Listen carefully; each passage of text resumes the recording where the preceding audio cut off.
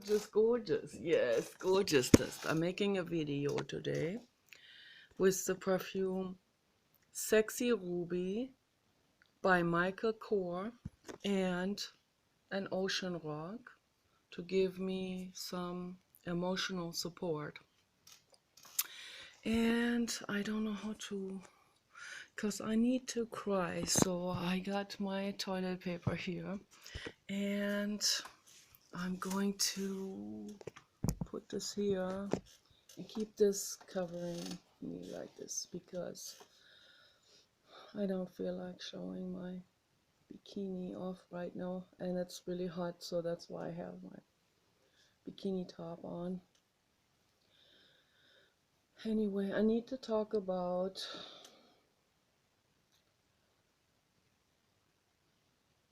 infinite sadness.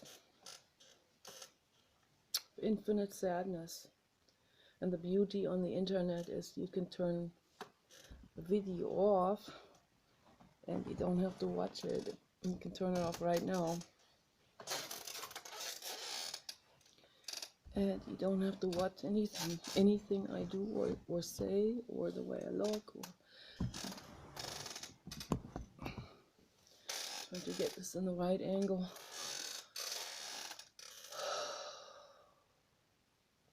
I view these videos that I make as a continuation of Primatherapy, sort of, and as a continuation of my friendship with Birgit, who died in 2008, because she didn't have an inner Medusa that came up to protect her and straighten up, protect her boundaries. So she didn't have any boundaries, and that's why she's not here anymore, and I'm very sad about that. I have boundaries. I always did. I always had this protection layer around me, and I'm infinitely grateful for that. But, you know, it's like a glass aspic bubble, and it is not obscured from view, so I can see through that bubble and see what's going on outside of that bubble in the world.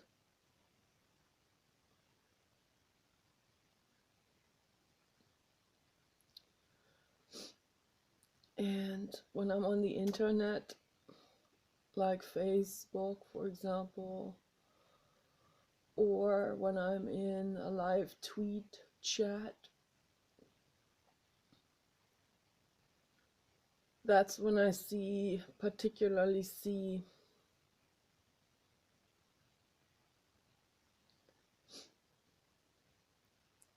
souls there that are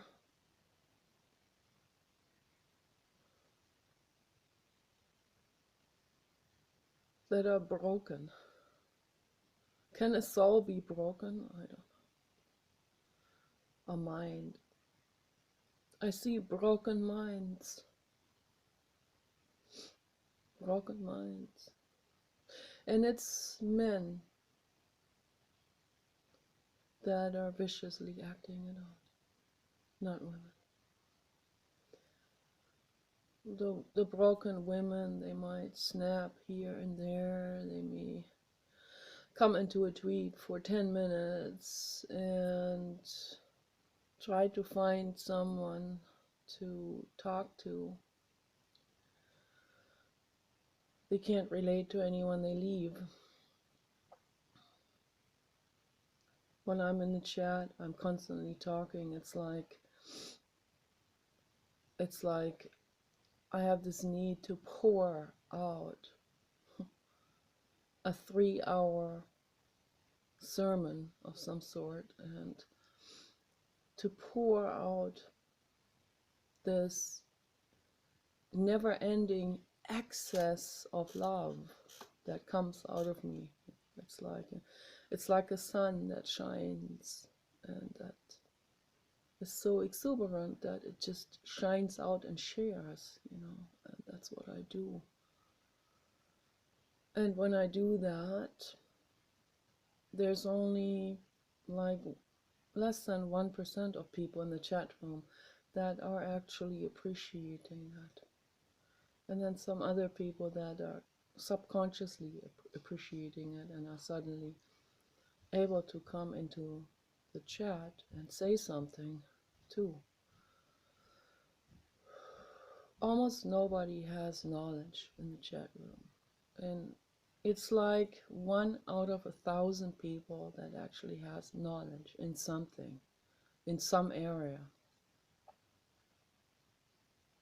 So there was this pedophile yesterday in the chat room who was constantly talking about his sister and how he, and he didn't say it directly, but, he rephrased it in a very trollish way, that he likes to smell his sister's feet and how cute she is, and that gives it away. His sister's obviously a child, probably sleeping in the same room with him, and he's probably a teenager. That's what he sounds like. He sounds like a teenager, like a boy that's 14 and who's already heavy on drugs and on a cocktail of drugs, and probably meth and crack and probably cocaine. I don't know what he's with parents that are, I don't know, around 40 and also heavily into drugs and wasted and everything, probably sharing their cocaine with him. Father probably molesting the child, and then the brother, not having another female at hand, looking at his sister. And me, dog mom, trying to help. Don't hurt anyone, don't molest children. So what the trolls do is they turn it around.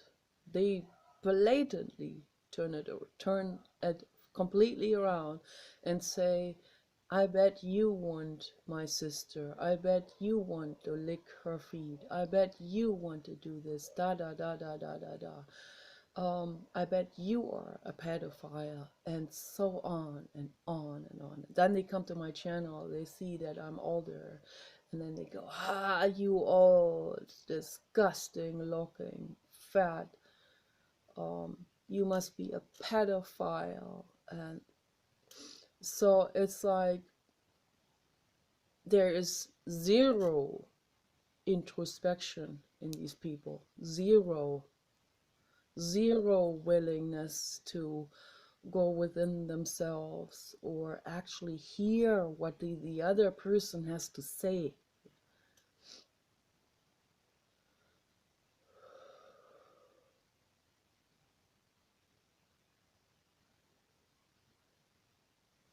This pillow gives me some comfort. It feels good. It's like a hug.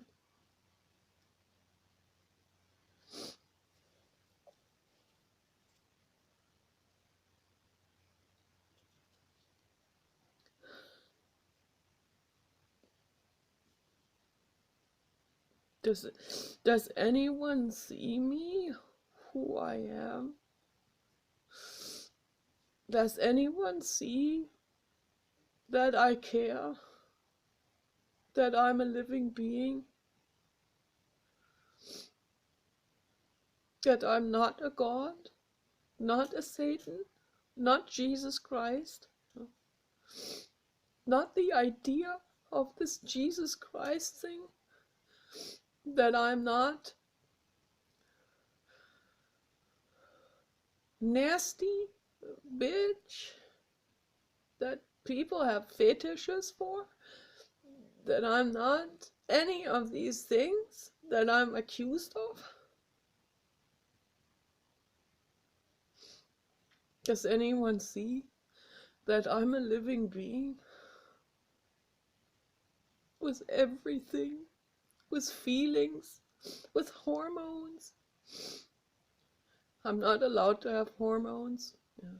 I'm not allowed to even, I'm not even allowed to show myself in a bikini. No. Because they say I'm too old for it. But then the 70-year-old news broadcaster lady will show herself off in some kind of negligee nightgown, and that's okay, that's all right, but I'm not allowed to. I'm not allowed to do anything. I'm not allowed to exist. I'm not allowed to feel anything, need anything. I'm not allowed to want to cuddle with a man. I take an older man too, I mean, I'm already like, I already don't want a young man because of what they're gonna think. They're gonna think of me as a pedophile. So I already don't want this. This is already like, this already closed itself off now. I'm not even allowed to talk to a person who is younger than me. Not allowed to do this because I'm gonna be considered a pedophile. Not even allowed to talk to them. I don't even know how old people are. There's some motherfucker, I talk to them in a nice way, they talk to me in an abusive way. Then they say, you talk to a teenager, you're a pedophile. Okay, I didn't even know that it was a teenager, but now, yes, it makes sense now, according to the immaturity of what he said. The total bath salt type of immaturity and recklessness and all of this, and extreme abusiveness, extreme psychological abusiveness. But I'm not allowed to talk to him because I'm gonna be labeled the predator. Everything is twisted around, everything's turned around, everything turned around.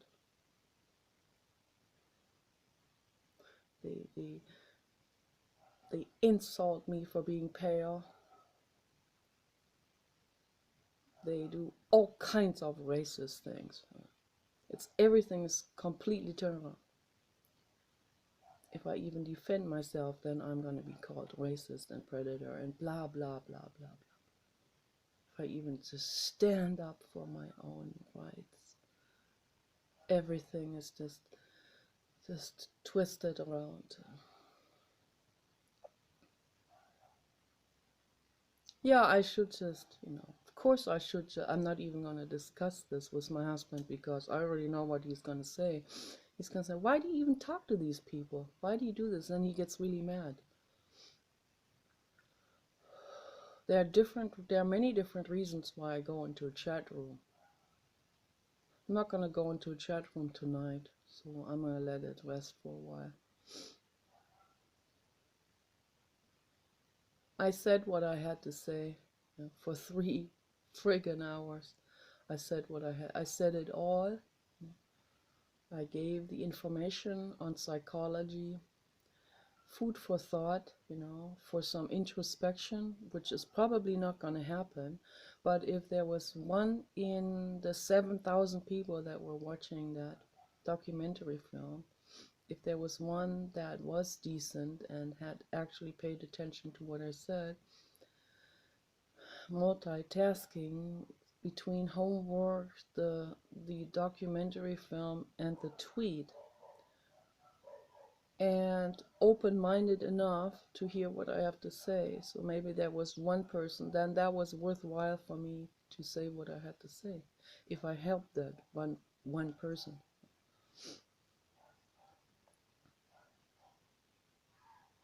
And that's what I live for. I live for, I sit there I'm an animal rights activist. I see the cruelty cases coming up one after another, and in the most horrible cruelty cases, many of them in factory farms. And I sit there and I sign these petitions. It is a petition to a psychopath who will throw that away, that voice, that petition, in most cases, because most politicians are psychopaths, or I call them white collar psychopaths. They may not be beating someone over the head, but they're doing equal damage or more, because they have leverage. They do leverage damage. They do enormous damage and cause suffering on such a massive scale with their corrupt decisions in legislative offices.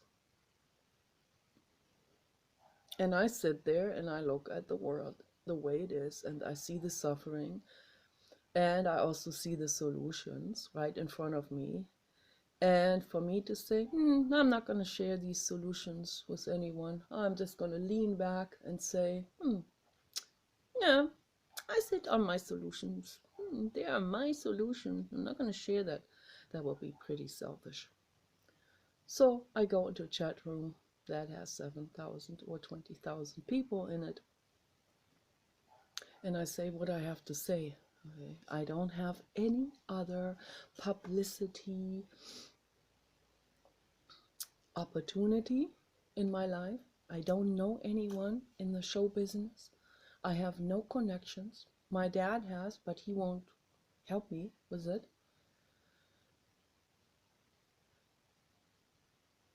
His best friend, Dita, they have connections. They have plenty of connections. Annalise had connections.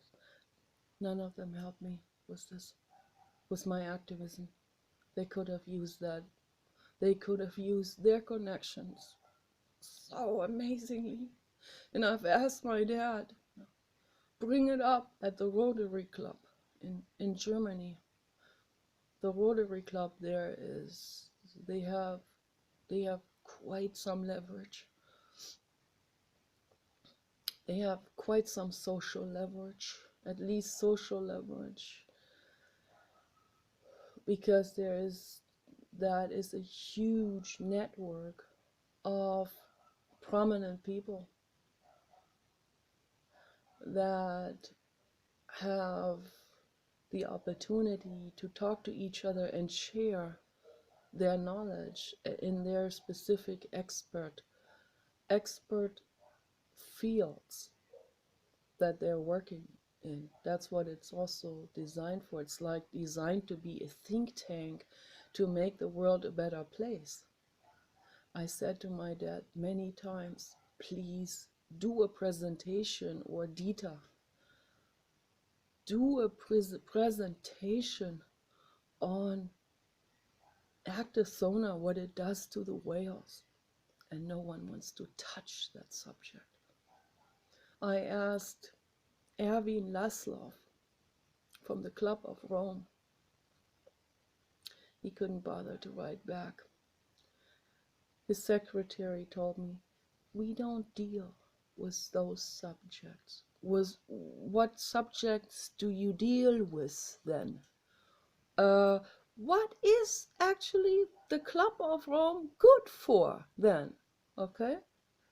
Oh, I see. It's good for corrupt hand washing, and yes, we only help the rich to become richer and they get to know each other so they can do more corrupt hand washing with each other.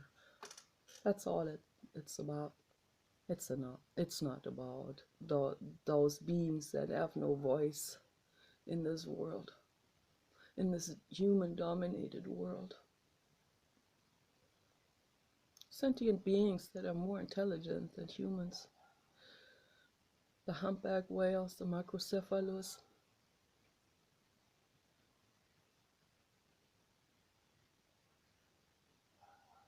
the blue whale. Those are at least 3 whale species that I know of that are way more intelligent than humans. And my dad will say, how do you measure this then? They can't write letters. It's like, why are we so human centrist? Why can't we see? That makes me so mad. Why can't we acknowledge that the other beings live in a different medium? Okay. That's a different medium to live in. It's like it's someone who's outer galactic, who lives in a gas planet. How can you compare that?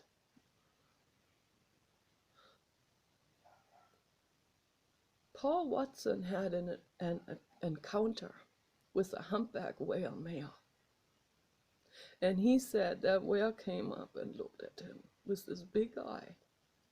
This one eye on the side looking right at him. And it was a telepathic communication that came out of this enormous brain. And Paul Watson was able to receive it because he was tuned into the frequency. And the humpback whale emitted a message, and that said, I feel sorry for you humans. I feel sorry that you have so little compassion. You bypass living altogether.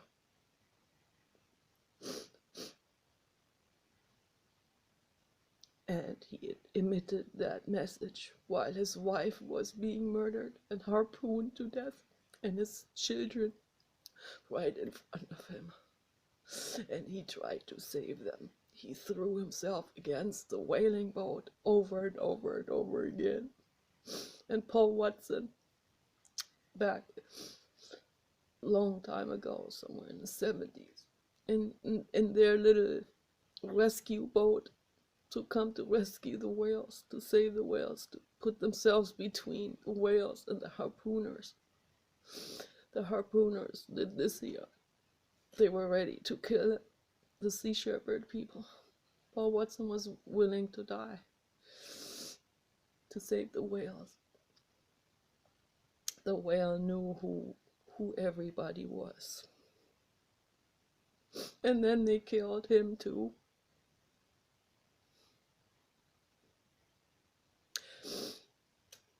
If I had seen that, I would not have survived it. I'm not hardy enough for this. I would not have survived this. Psychologically, it would have psychologically killed me. I would not have survived. So I would have committed suicide or gotten real sick or something. I would not have made it.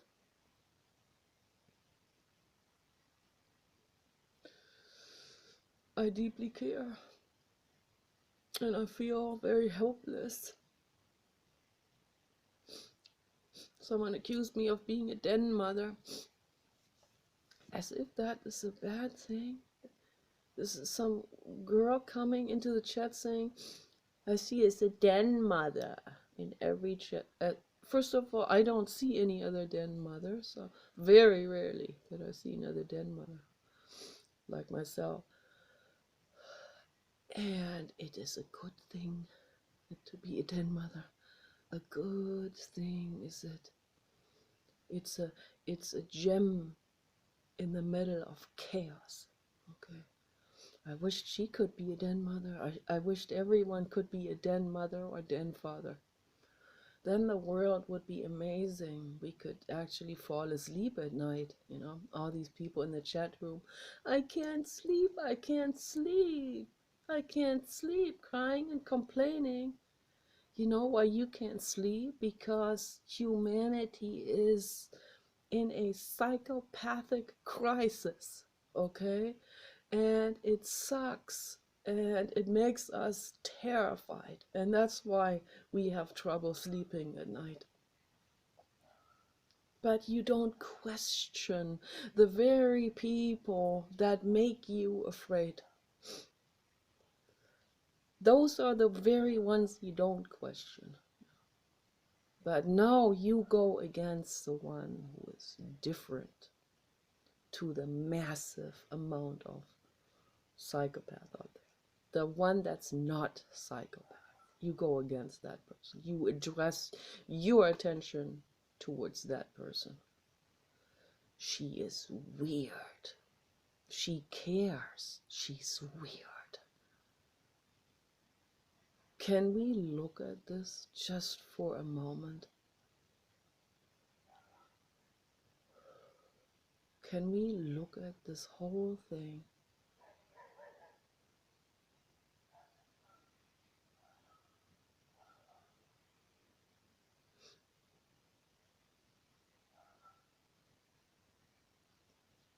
And weird, the whole concept of weird, you know, to them it's like being bad.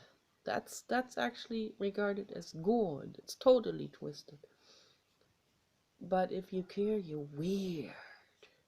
And people are terrified of being weird or looked at as weird because they're outcasts. They are not invited to the party. They are party poopers, the weirdos. So I'm happy to be weird anytime for that matter.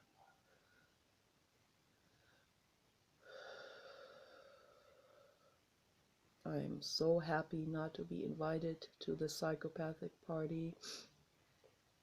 I'm so happy not to go under a knife, have basketballs inserted into my butt cheeks. So glad I don't have to do that. Boy, man. Even if I didn't have my natural curves, which I'm infinitely grateful for, and you all should be grateful for that. Even if I didn't have those curves, I would still not have a basketball implemented into various locations on my body. Let's look at all of this. Let's look at the absurdity of all of this.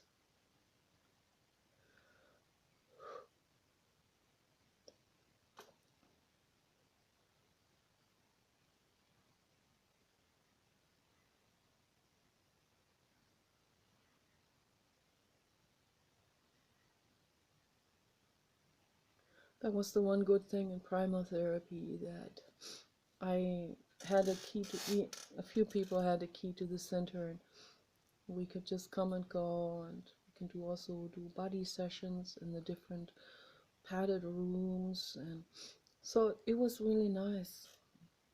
And I miss Birgit the most.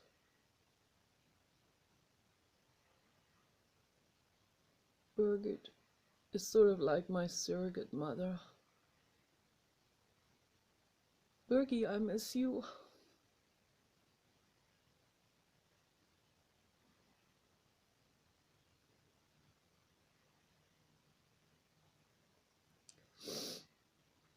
We cried on each other's shoulders, took turns. One would listen for like an hour, the other one would talk and cry,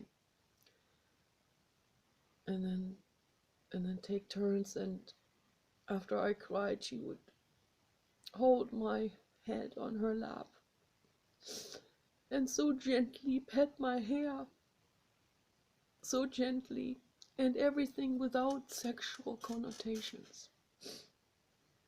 Straight as we both are, and just mother instinct, just like surrogate mother being there for me without jealousy. She's a beautiful woman herself, and she's more beautiful in regards to Hollywood standards. So she didn't have to feel in any way, her ego didn't have to feel cornered. And she just saw me for who I am, you know, a living being who's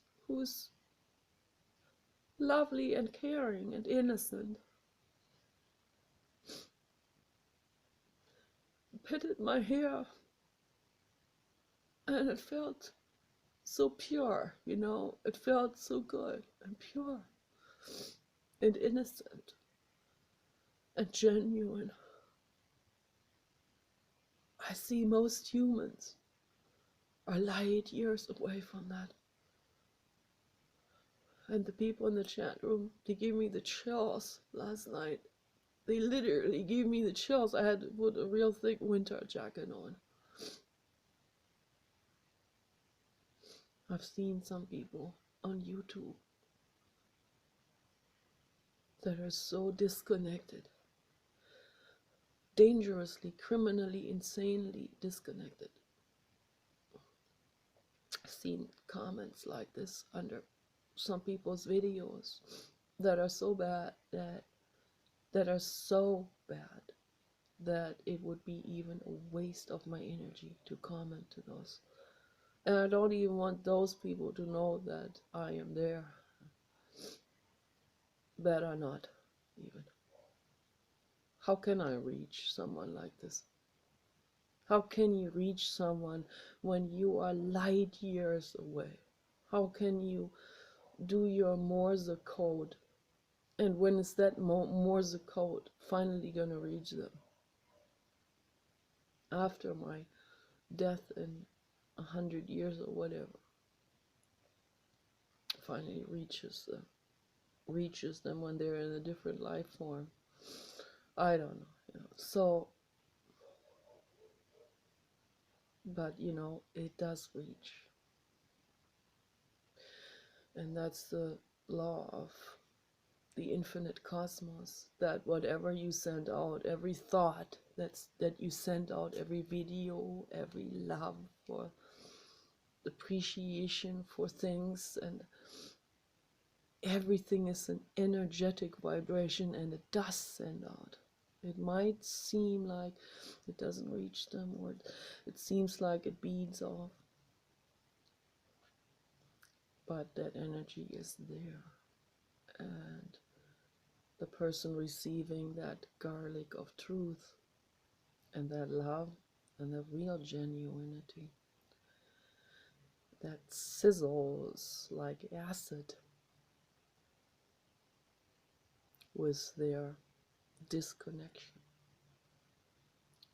It does do its healing process. However, very gradually.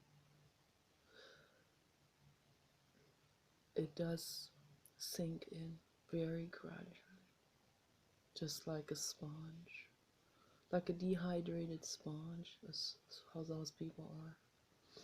The stuff first beads off, but you keep saying it, and eventually the very first pores on the outer surface of the sponge will soak up a little bit, just a little bit of it.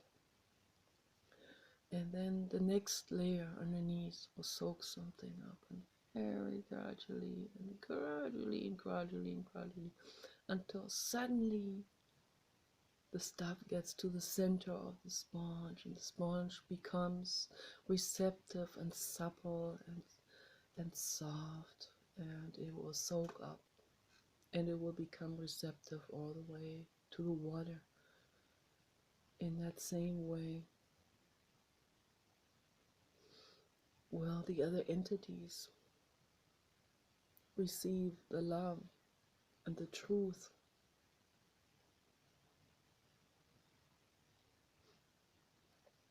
And that's the main reason why I do my activism work and talk to people.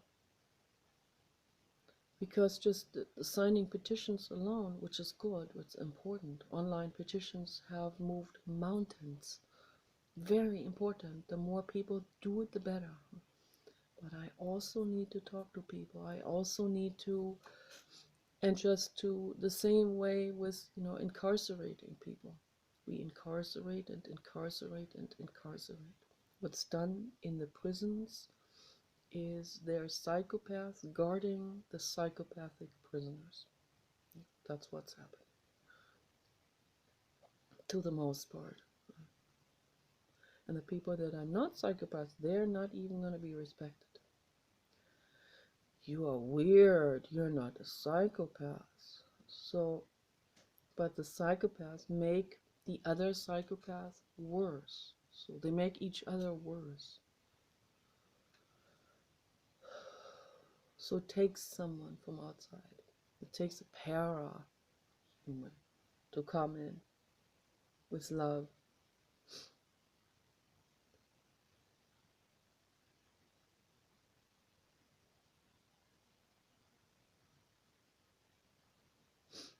I don't know what's going on in those brains of people in the chat room.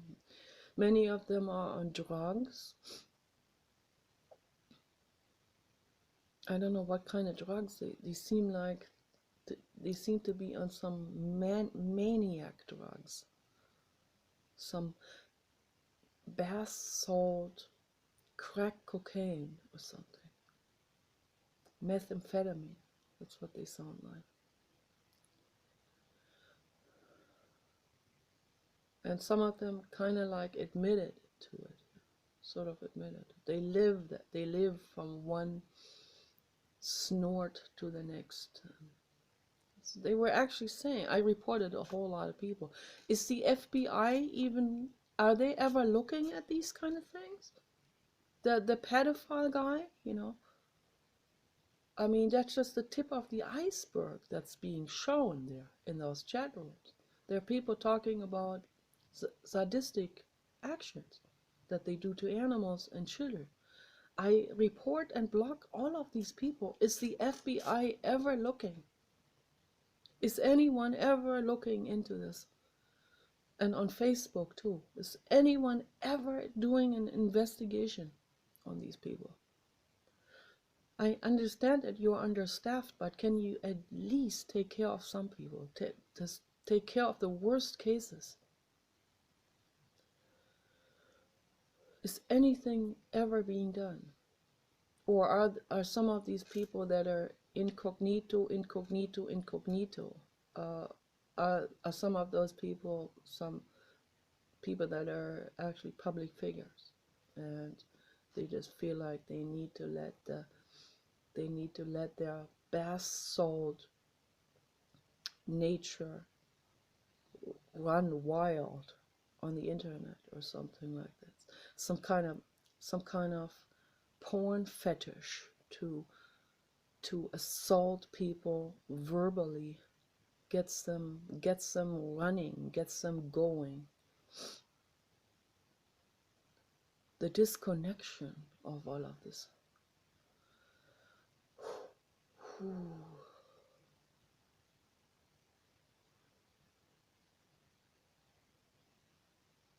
And what it does to me personally, because I'm not a god, what it does to me, it makes me feel, and it's very important for me to once in a while cry and talk about this. It makes me feel so helpless. It makes me feel like the sea cucumber in the tide pool. Fishermen can just go there and cut that up. And it can't defend itself, It's in the tide pool, happy in the tide pool. I'm happy in the tide pool. Tide pool is good, nurturing nutrients. It all feels good. I'm next to that starfish. Fisherman comes and cuts it up. And chaos in that little simple nervous system of that sea cucumber. Chaos breaks out. Desperate attempts to save itself, chemically, neurochemically, but it can't do anything. It is not mobile. It gets cut up, used as bait.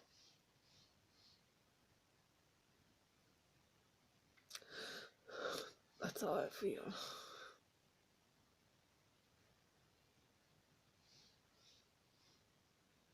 I feel helpless.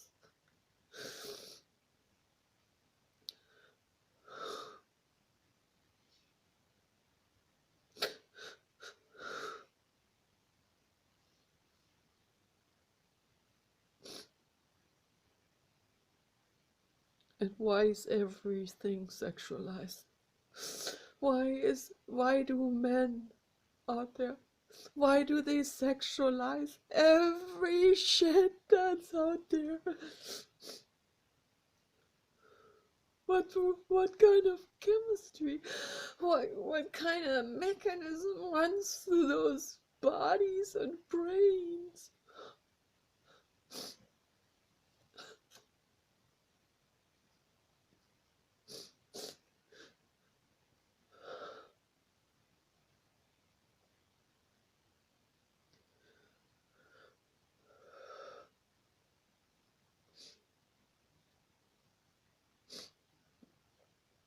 And then pollution, pesticides, causing neurodegenerative illnesses in the world, and people becoming confused and crazy, and they don't even know why.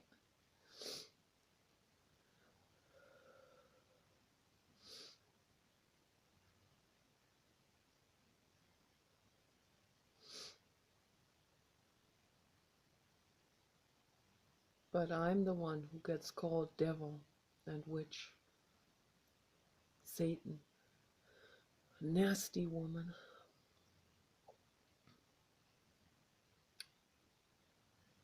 And when they get real mad, they call me boy and he. That's always when they feel cornered, and they call the woman that they have been talking to for 2 hours and wanting her and all of this. Then they start calling her boy and he, because they project. They know that if they were called sissy or soy boy or bitch or girl, they would be real offended. So they'll do it in reverse to the woman they have been talking to. One guy told me he does it in order to get even. And he also said he does it to defend himself. I said, that's not self-defense, to attack someone else, to want to deliberately make someone feel bad. Because what it does to us women is, because one woman said, I know who I am. It doesn't affect me. I know who I am too. But it makes me feel ugly. It makes me feel rejected. It makes me feel like I already have, I already feel like not ashamed, but embarrassed a little bit about my face being kind of harsh and all of this. And then when I hear that, it kind of hits into that same wound, where I feel like, okay, they don't like me, they find me not feminine, they think I look like a guy or a boy, or I look harsh and ugly and not girly enough, and so it hurts, particularly for us women who feel very girly on the inside. The women that are all the way women, physically and in the brain, for us it hurts the most, because we do identify with our bodies, with our female curves, and with all of this. The brain is congruent with the body.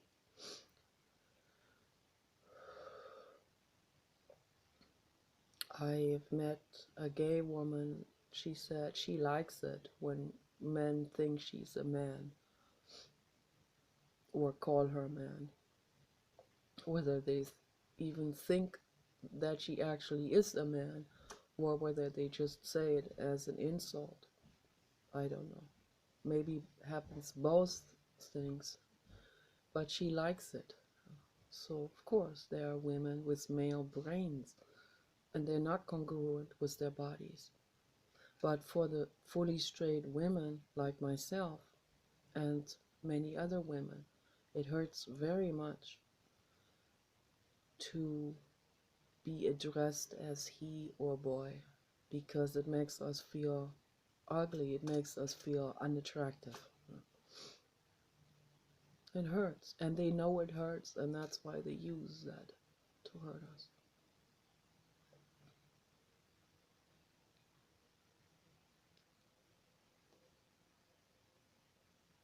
And then there are those men, then there are some of those a little bit more intellectual men out there that know that this is sort of like socially taboo to lash out like this, that it's socially not acceptable, and that it is considered low class and unintellectual to lash out like this.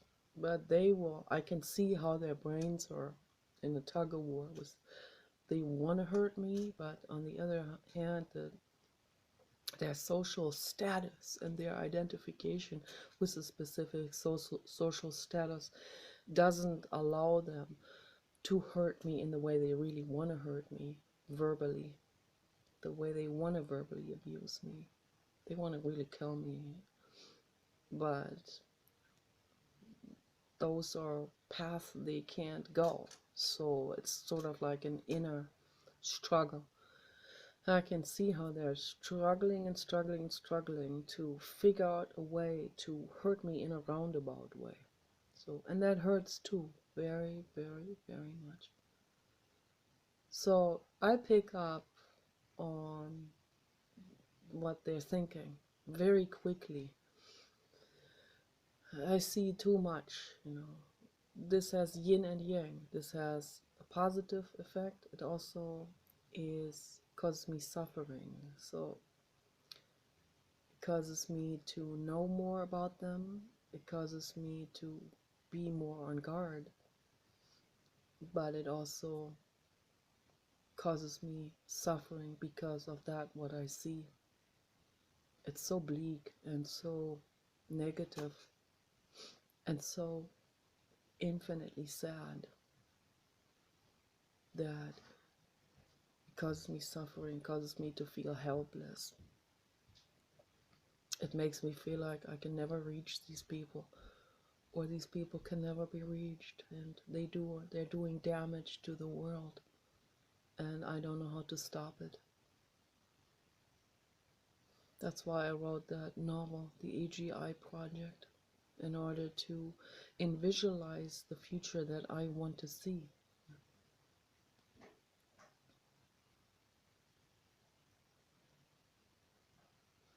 Where the robots are going to be the executioners, because humans cannot be executioners. We cannot do it. We step on our own achievements if we become executioners again, because we've already proven this throughout history. And that's why that's why my professor gave me a good grade for my research paper against the death penalty. So today I'm for it, for very, very, very good reasons. But it's the human cannot be the executioner. It's as simple as that. So for that we need the machines.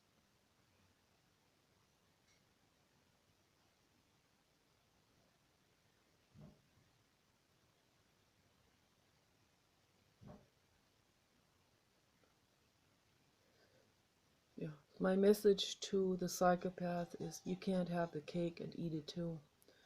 If you want to be a fucking psychopath, if that is your choice of living your life, then don't complain and bitch. If the very kind people and caring people, maybe that you might have a sexual fetish for, will never ever cuddle with you and will never let you pet their large, voluptuous curves. They will never show themselves to you. They will never do it. And then you go, those bitches, they don't want me. Maybe there's a reason for it. Yeah, maybe look at it from that angle. Want the cake and eat it too.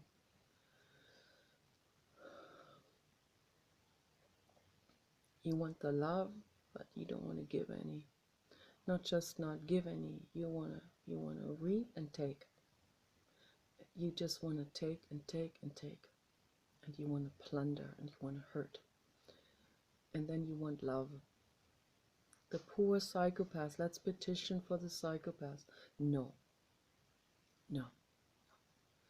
If you behave badly, you will see what happens if you behave badly. And there was this guy yesterday, and I asked him a bunch of questions. I wasn't expecting him to answer them, and he didn't really want to answer it. But then he gave me a couple of sort of like a roundabout answers to it.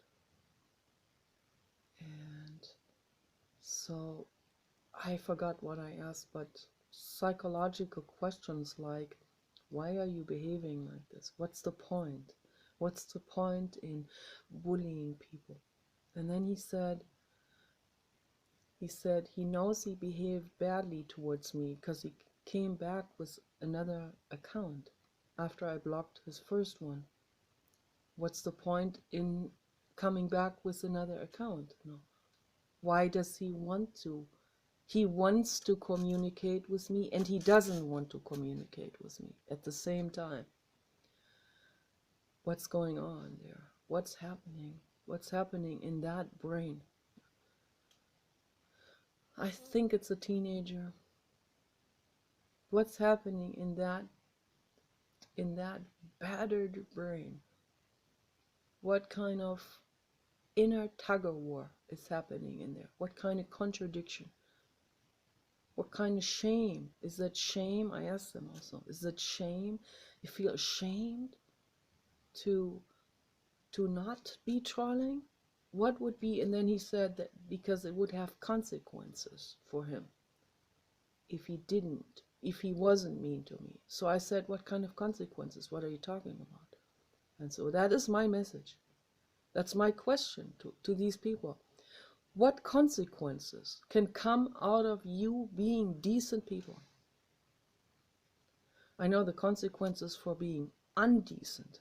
They are plentyfold out there, and you see it all the time, and then you bitch and complain and cry. What consequences can come out of you being decent people and doing kind things? So I leave you with this question. Take care.